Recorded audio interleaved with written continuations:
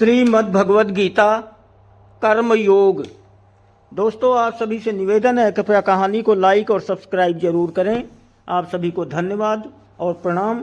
कहानी है श्रीमद् भगवद गीता अध्याय 3 कर्म योग।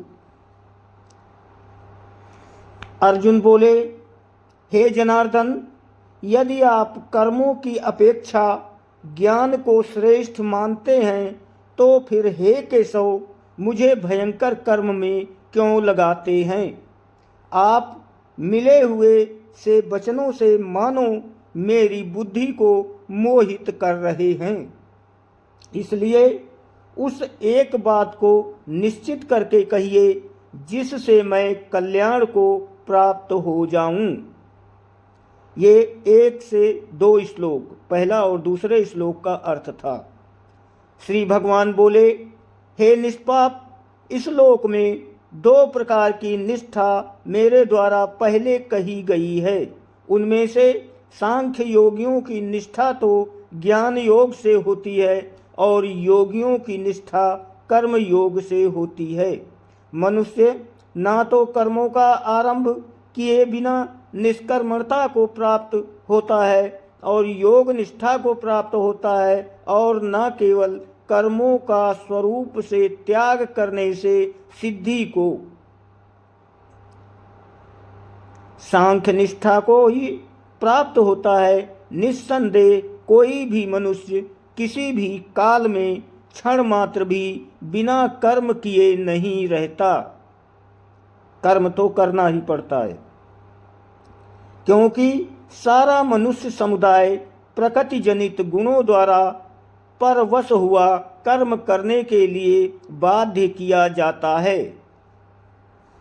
जो कम बुद्धि या मूढ़ बुद्धि मनुष्य समस्त इंद्रियों को हठपूर्वक ऊपर से रोककर मन से उन इंद्रियों के विषयों का चिंतन करता है, वो मिथ्याचारी कहा जाता है, वो आडंबरी कहा जाता है, दुराचारी कहा जाता है।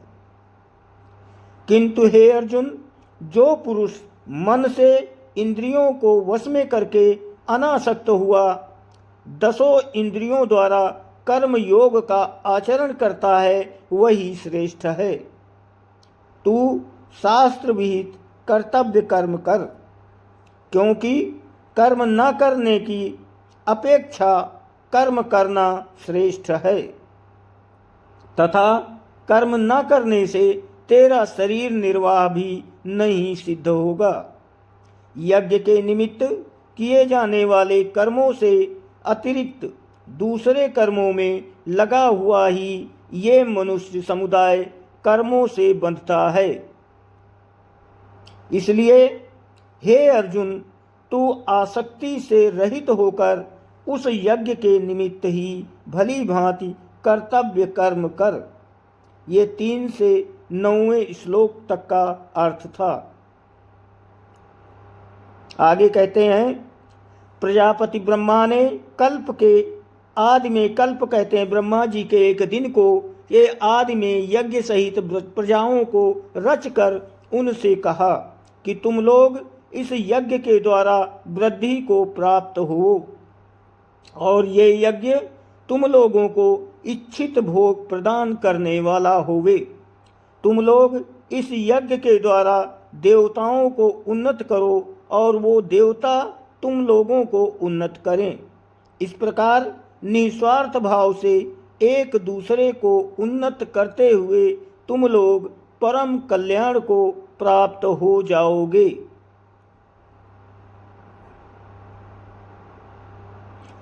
यज्ञ के द्वारा बढ़ाए हुए देवता तुम लोगों को बिना मांगे ही इच्छित भोग निश्चय ही देते रहेंगे।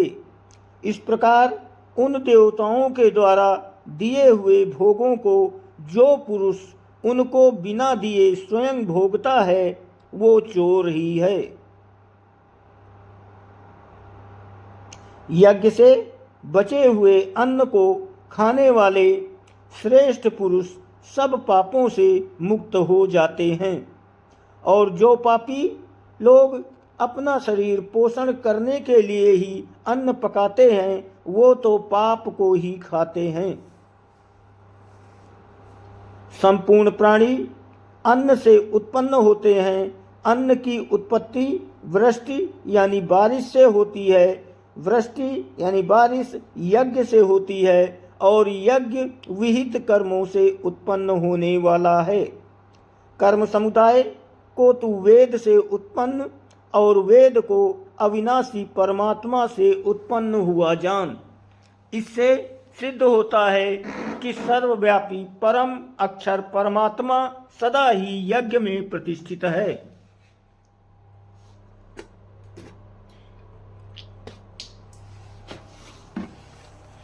हे पार्थ, जो पुरुष इस लोक में इस प्रकार परंपरा से प्रचलित सृष्टि चक्र के अनुकूल नहीं बरतता, अपने कर्तव्य का पालन नहीं करता, वो इंद्रियों के द्वारा भोगों में रमण करने वाला पापायु पुरुष व्यर्थ ही जीता है।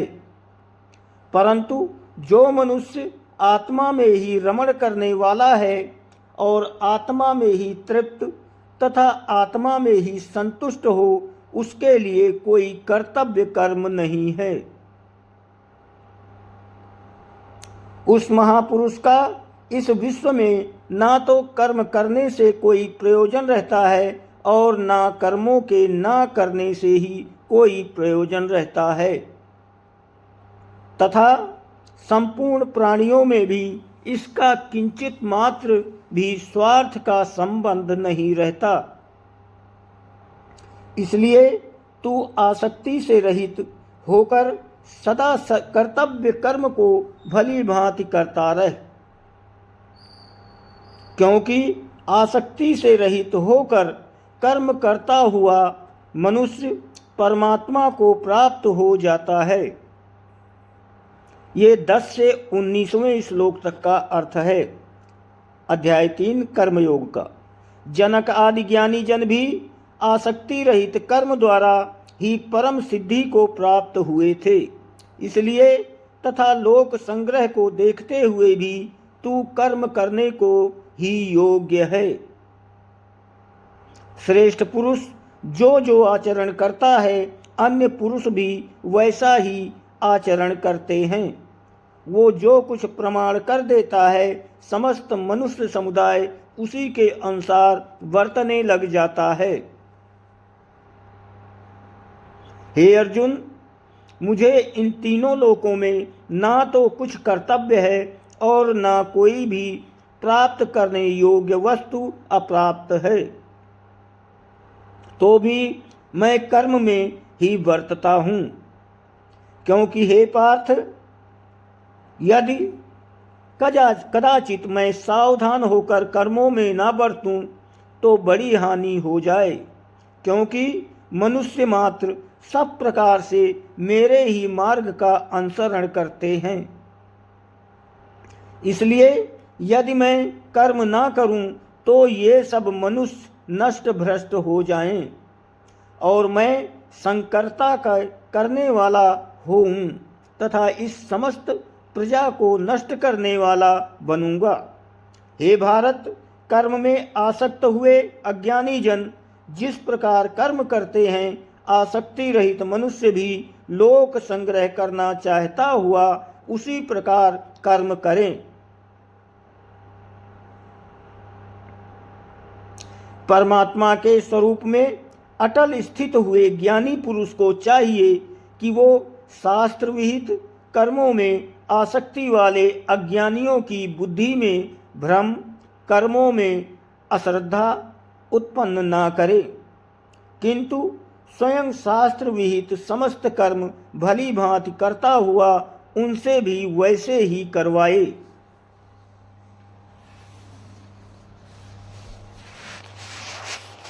वास्तव में संपूर्ण कर्म सब प्रकार से प्रकृति के गुणों द्वारा किए जाते हैं,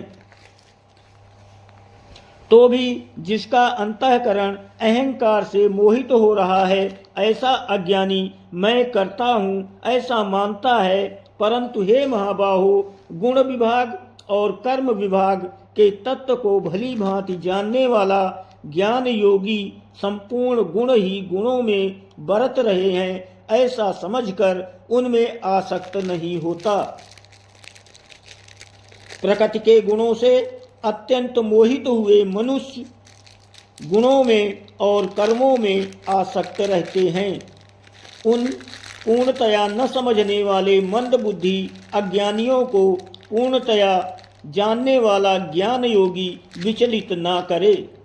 मुझ अंतर्यामी परमात्मा में लगे हुए चित्त द्वारा संपूर्ण कर्मों को मुझ में अर्पण करके आशा रहित, ममता रहित, संताप रहित होकर युद्ध कर। जो कोई मनुष्य दोष दृष्टि से रहित और श्रद्धा युक्त होकर मेरे इस मत का सदा अनुसरण करते हैं वो भी संपूर्ण कर्मों से छूट जाते हैं।